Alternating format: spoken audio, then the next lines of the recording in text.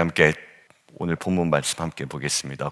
베드로전서 2장 11절에서 25절 말씀입니다. 베드로전서의 배경 뭐라고 그랬습니까? 고난받는 성도들을 격려하고 위로하기 위함이다라고 했습니다.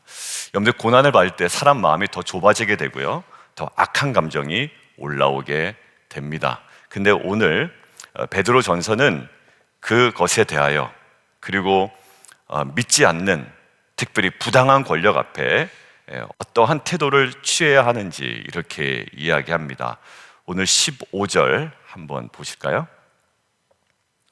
곧 선행으로 어리석은 사람들의 무식한 말을 막으시는 것이라. 순종하래요.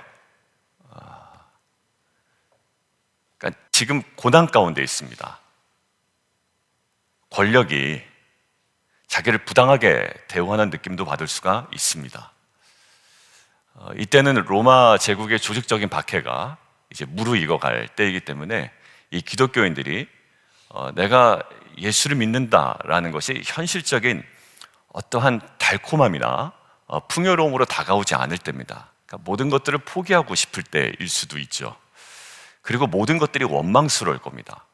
그리고 사람 안에는 이제 악감정이라는 게 있습니다. 자꾸 악한 상황에 처하게 되면.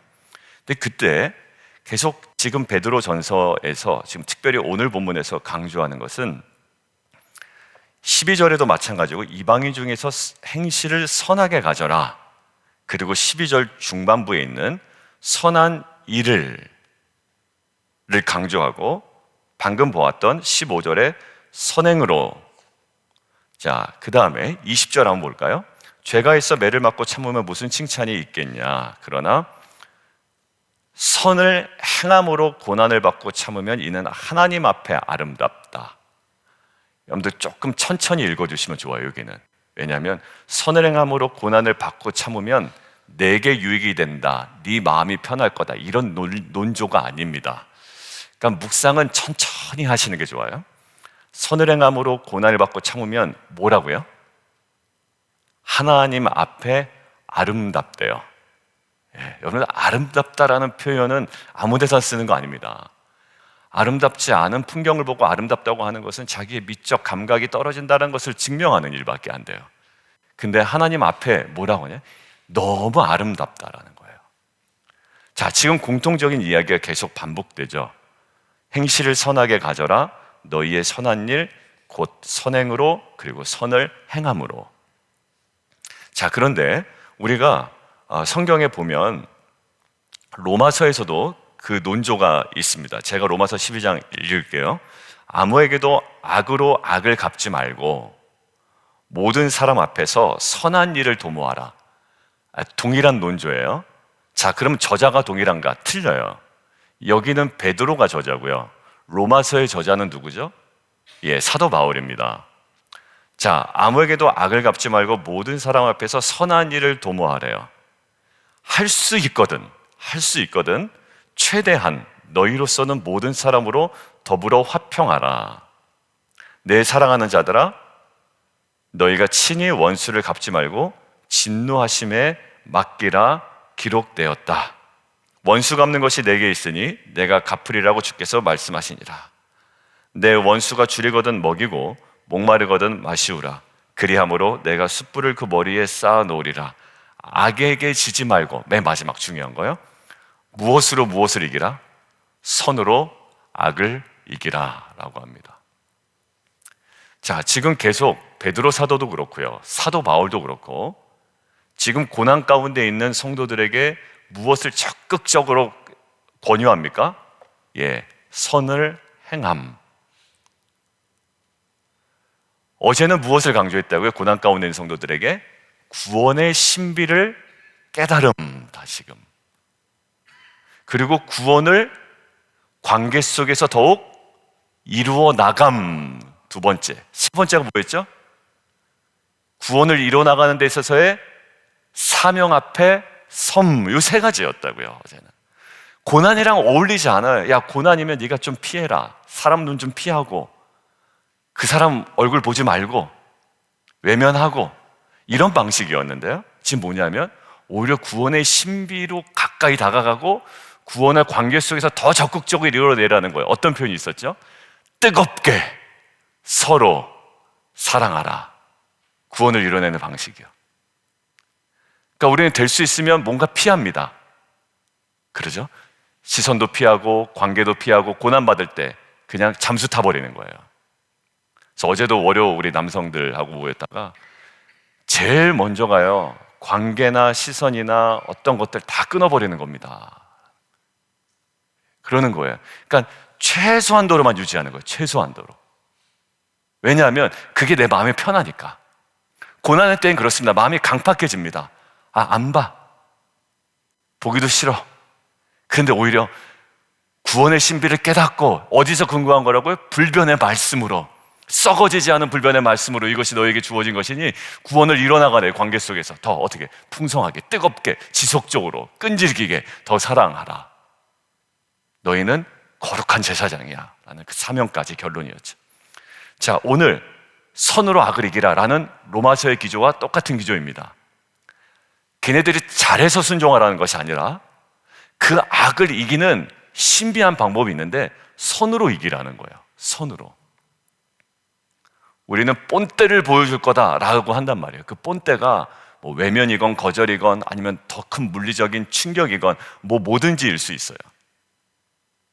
그런데 선으로 악을 이기래. 근데 결론은요, 그 선이 뭐죠? 라는 질문을 던져야 됩니다. 그 선이 뭡니까?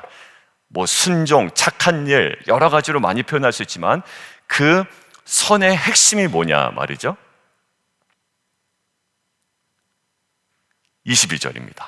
22절. 그는 죄를 범하지 아니하시고 너희와 똑같다. 왜? 21절에 본이라는 말이 있거든요. 본이라는 말이 있습니다. 그러니까 우리가 따라야 될 선행의 본이 뭐냐면 예수님께서 죄를 범하지 아니하셨지만 입에 거짓도 없으시지만 욕을 당하시고 그러나 맞대어 욕하지 아니하시고 고난을 당하시고 위협하지도 아니하시고 오직 공의로 심판하시는 이에게 부탁하셔서 친히 나무에 달려 몸으로 죄를 담당하셨던, 그래서 우리를 살리셨던 뭡니까? 그 선행의 핵심이 뭐죠? 십자가였어요. 그러니까 나는 이렇게 선을 행한다라고 이야기할 수 있지만 오늘 베드로 사도가 우리에게 악을 이기는 선에 대하여 구체적인 모델을 제시하는데 핵심이 예수 그리스도의 십자가였어요. 우리는 선을 행해도 사실 내가 할 수 있는 만큼과 내가 할 수 있는 수준과 나 마음 편한 선행을 행할 때가 있습니다. 왜? 선을 행했다라는 증거는 남겨놔야 되잖아요. 내가 그때 이 정도의 선은 행했어 라고 하지만 예수님은 우리에게 도전하시는 그 선은 핵심은 예수님께서 당하신 그 십자가의 그 고난의 모습이었다고요. 자, 그래서 오늘은 그리스도의 자취를 따르려면 우리가 어떠한 방식으로 살아가야 하는지 짧게 좀 정리하고 오늘 마치려고 합니다. 첫 번째는 뭐냐면요, 21절이에요. 21절 제가 대지를 말씀드리고 함께 보겠습니다. 고난으로의 부르심을 기억하라라는 거예요. 이게 좀 새롭게 다가오더라고요. 여러분들 고난을 부르심으로 생각하나요? 아니에요. 고난 당했으니 그냥 이거 감당해보자, 아니면 피해보자, 이럴 수도 있고요. 외면해보자, 내가 이 고난으로 마음 상하지 말자, 이 정도예요. 자기 방어 기제가 작동이 됩니다. 근데 그냥 이 고난으로 내가 마음 상하지 말자 정도가 아니라요, 지금 오늘 보세요. 이를 위하여 너희가 뭐를 받았다? 부르심을 받았다라는 거예요. 지금 너희 고난받는 게 무슨 장소다? 부르심의 장소라는 거예요. 자, 첫 번째 대지가 뭐였다고요? 고난으로서의 부르심을 기억하라. 마음이 참 어려워요. 어제도 우리 남성 지기들과 모였을 때, 우리 월요일 집사님들과 모였을 때도 그냥 내가 딱 결정했는데도 마음이 너무 어려운 거예요. 여러 가지 상황 가운데. 근데 이게 하나님께서 분명한 부르심의 자리라고 생각이 들어요. 왜냐하면 거기가 내가 정말 넘지 못하는 선이거든요. 근데 이게 부르심이에요. 부르심은요, 사실 만만치 않은 자리긴 해요. 그래서 이 고난이 어떤 것이냐? 부르심의 자리라는 거예요. 아무 잘못이 없어요. 그럼에도 불구하고 어려움과 고난을 당하게 될 때 신앙에 자신 있는 사람이라도 감정적으로 처리하거나 자신 나름대로의 처세술에 의존하기가 쉽습니다. 감정적으로 처리해버려요. 너가 자꾸 나한테 그래? 그래, 나도 한번 보여주겠어. 여러분들, 이게 인간이에요.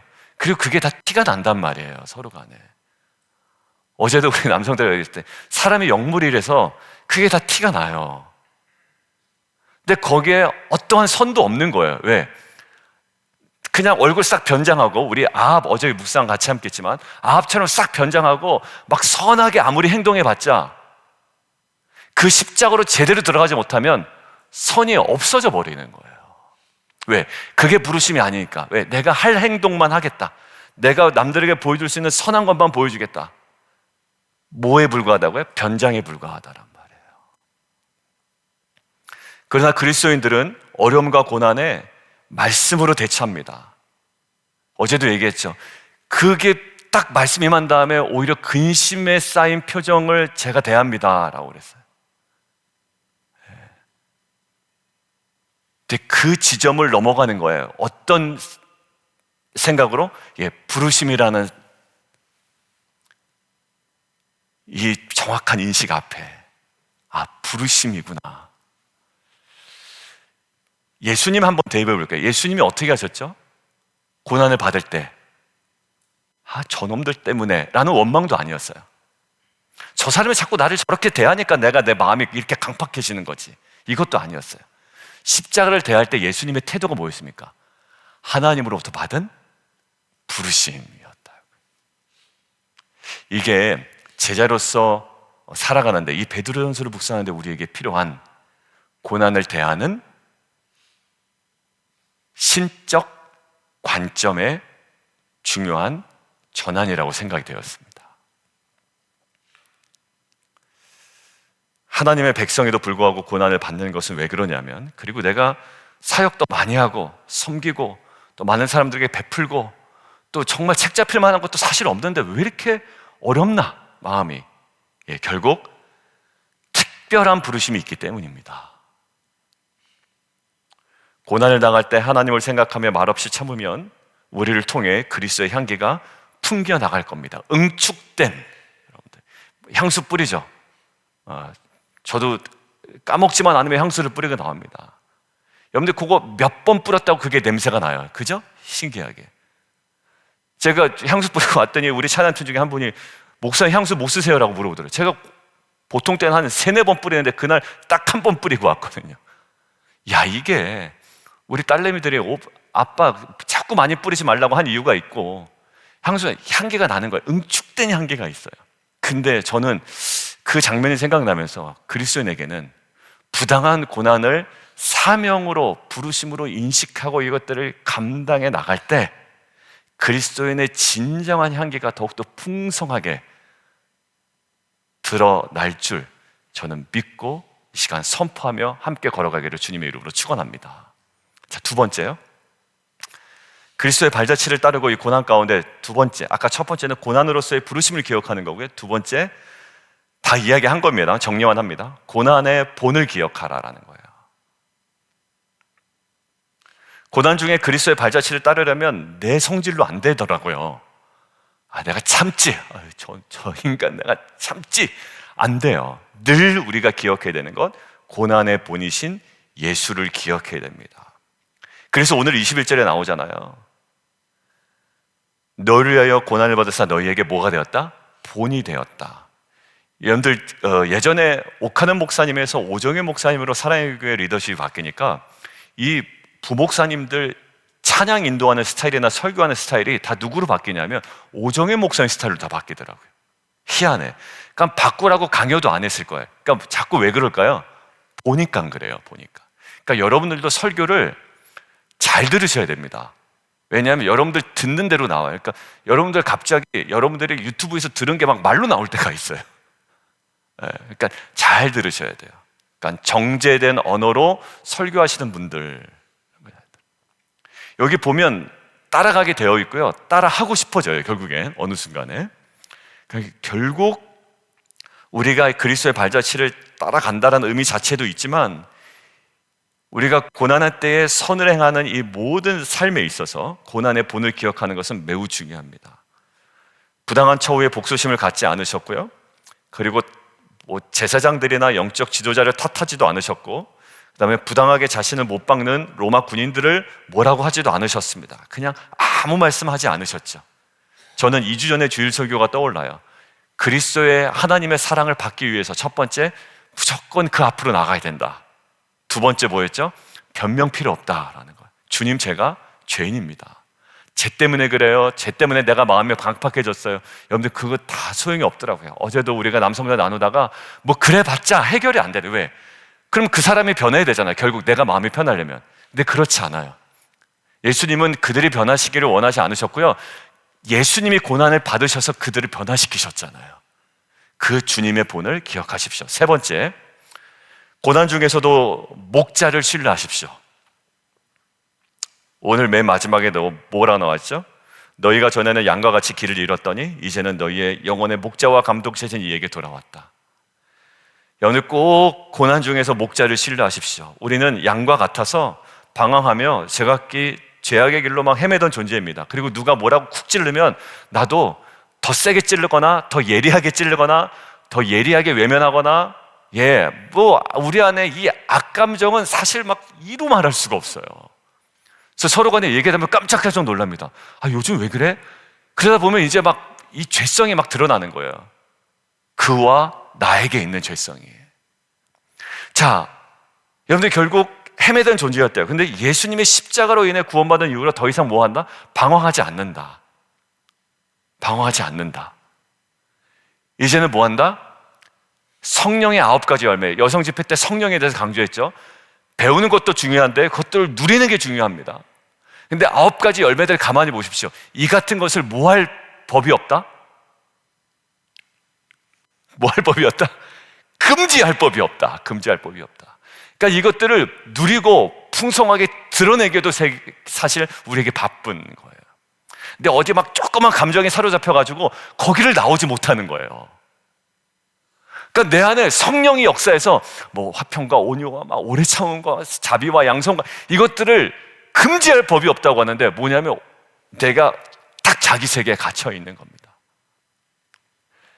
여러분들 뭘까요? 목자 대신 그리스도, 고난 중에서 신뢰하십시오. 더 이상 방황하지 않아요. 그리고 그분의 신의 성품에 우리는 참여하는 자가 됩니까?